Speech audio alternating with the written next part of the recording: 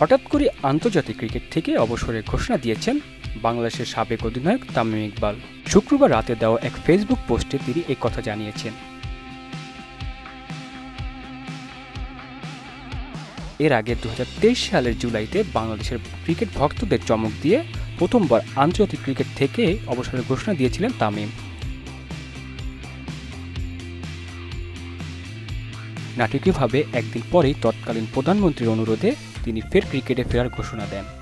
আন্তর্জাতিক ক্রিকেটে ফিরলেও এরপর আর খেলা হয়নি তামিমের।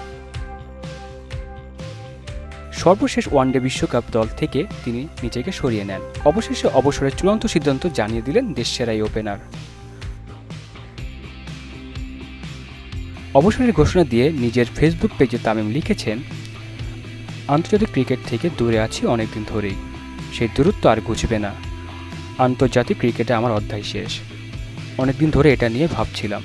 এখন যেহেতু সামনে চ্যাম্পিয়ন্স ট্রফির মতো বড় একটি আসর, আমি চাই না আমাকে ঘিরে আবার আলোচনা হোক এবং দলের মনোযোগ ব্যাহত হোক।